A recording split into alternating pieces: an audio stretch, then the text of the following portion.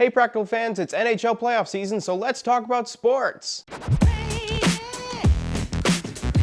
Last month, James put out a vlog about how he wished he liked sports. It can be alienating if you don't know anything about sports but want to be a part of a conversation with your coworkers or classmates. Here's a beginner's guide to talking about sports in 5 easy steps. First, choose one sport. You don't have to be an expert in all things sports. James mentioned in his vlog that he just doesn't have enough room in his brain. You don't have to be a sports center anchor to have a conversation with people. You just have to have one touchstone that you can kind of connect with. For instance, a coworker comes up to you and says, "Hey, you see the game last night?" "Oh, what game?" "Oh, basketball game. I don't follow basketball, but I like hockey," or "but I like baseball." Then you have a connection with that person and you can kind of build off of that and steer conversation in a different way. Step 2, choose a team. A common question that sports fans will ask when they meet another sports fan is, who's your team? My team, for instance, is the Red Wings. And James had mentioned in his video that it's arbitrary what your team is because of where you're born or where you grew up. Yes, I'm from the Detroit area and I love the Red Wings. That's true. If I were born in LA, I'd be a Kings fan. But if you're new to sports,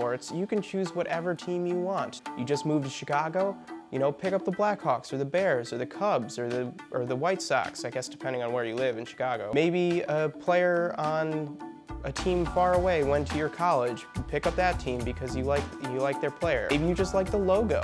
When I was a real little kid, I liked the San Jose Sharks because they had a shark logo. The point is, have one team where you can say, "Oh yeah, I follow the Red Wings," or "I follow the Cubs," or whoever, it doesn't matter. Next, step 3, know how that team is doing. So you're having a conversation. "Do you see the game last night?" "No, I really follow hockey." "Who's your team?" "My team's the Red Wings." "Well, how are they doing?" "Oh, pretty good," or "Oh, the season's over," or "Oh, well, they've really been sucking it up the last couple months," or "They barely made the playoffs and now I'm really nervous." Which is true. But having kind of a general understanding of how your team is doing is a real basic way to have a conversation about sports. Step 4, and this is a big one, don't worry about stats. The last few years, 5-10 years, stats have become a huge part of sports. Every single major American sport, and probably soccer too, has advanced metrics that are very intricate and very detailed that break down every aspect of the game. You don't have to worry about that stuff. Stats aren't what makes sports great. They're an aspect of it, they're a component to it, they're important to serious sports fans, especially now. As a beginning sports fan who just wants to be able to have conversations with people, you really don't need to know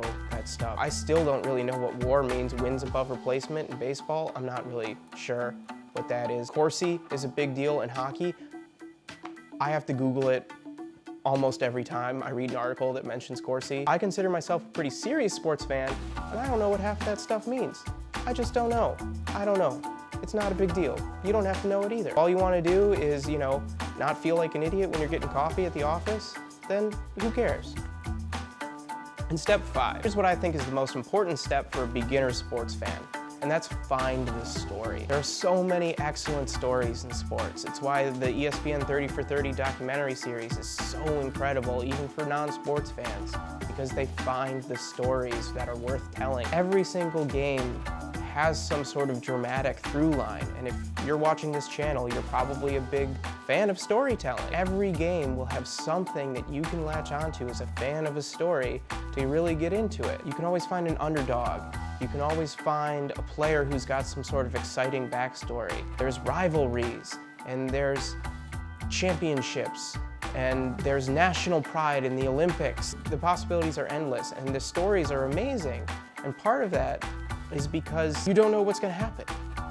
It's a completely unpredictable outcome. At the end of the day, why I'm explaining this, beyond just giving James maybe a quick guide to have a conversation with people that he worked with, is because we should be making connections. Sports at its best is really something that I think people should pay more attention to instead of the exclusionary aspects of it. So yeah, maybe find a team, find a sport, find something that you like, and go see a live one. Maybe you'll have a really good time. Maybe you'll high-five a guy after a touchdown or a home run. Maybe you'll get an overpriced beer, but maybe it'll taste a little bit better. It doesn't. Maybe you'll find that there's something about baseball or hockey or football or basketball or soccer or golf or whatever that you really enjoy, and that'll just be a new thing that you like. So yeah, there's some really good hockey coming up. It's a good time to check out hockey. Stanley Cup playoffs, always exciting. Next Wednesday, I'll have a new vlog. Anna's up tomorrow.